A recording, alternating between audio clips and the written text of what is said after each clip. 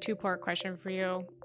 First part being, since you do have this nationwide data, how would you do the breakdown as far as like the percent of schools that are green light, from fire, the percentage that are yellow light, the percentage that are red light?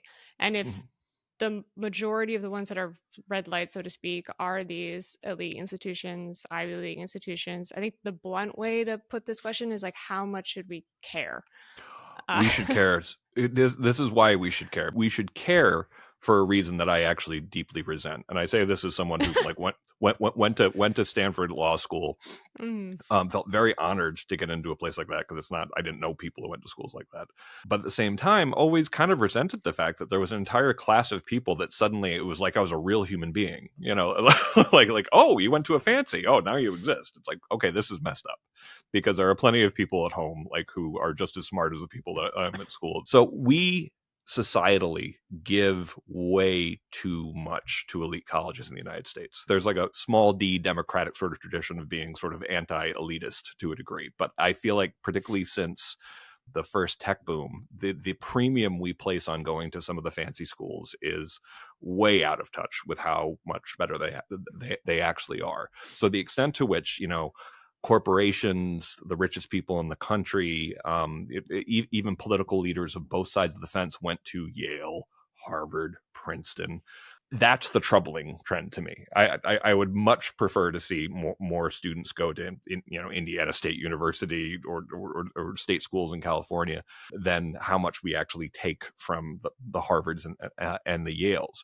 So you have to care more about these giant, super wealthy mega corporations because they are disproportionately influential in the United States to a level at which I think is frankly unhealthy. So when people were actually starting to say, I'm not going to hire some of these students who signed on to pro-Palestinian letters from Harvard, I basically had 2 points.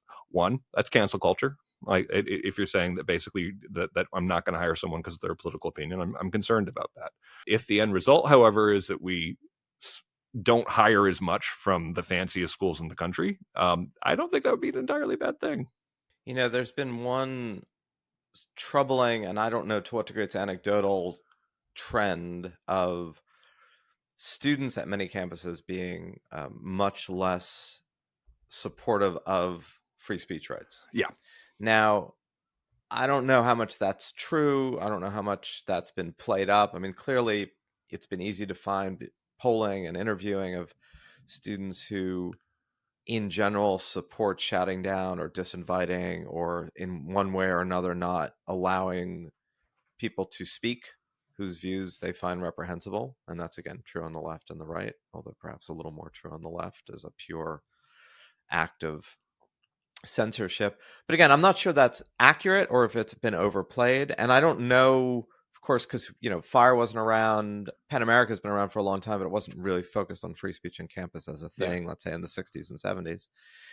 Clearly, those were times when people shouted speakers down with abandoned, barricaded buildings, occupied classrooms. I mean, I guess I wonder how much there has been a student cohort at any given time that was idealistically like pro free speech, particularly speech that they abhor, right? Because that's the test of all of it. That's the hard part of free speech. It's not, I want to have the right to say what I think. It's, I will defend the right of someone whose views I find abhorrent to say what they need to say.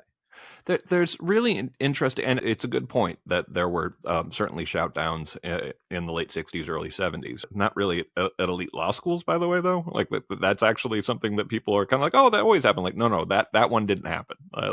This wasn't happening at Stanford's and Yale's.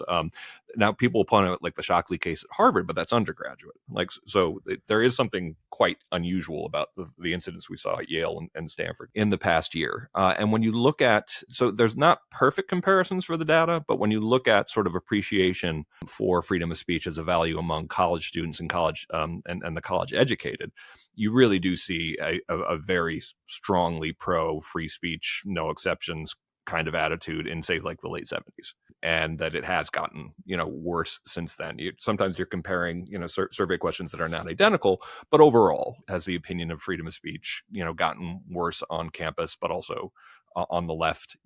And I mean, and this is something that we saw from our own polling, because we used to be the foundation for individual rights in education, But then in 2022, we became the Foundation for Individual Rights and Expression. We tripled the size of our litigation. We're try to grow our network to be about 1 million people, and it looks like we're going to well exceed that. And from doing our polling, it turns out, and this probably won't be too surprising to a lot of listeners, that on the left, and I'm still consider myself on the left, 45 and up, we're still great on free speech, and 30 and below, they don't actually know that much about it. But you do see, a little bit more sort of ambivalence around offensive speech and that kind of stuff. The more issues with regards to more clear-cut kind of discomfort with freedom of speech among millennials, frankly. I'm going to validate that anecdotally as the millennial on this podcast at the moment.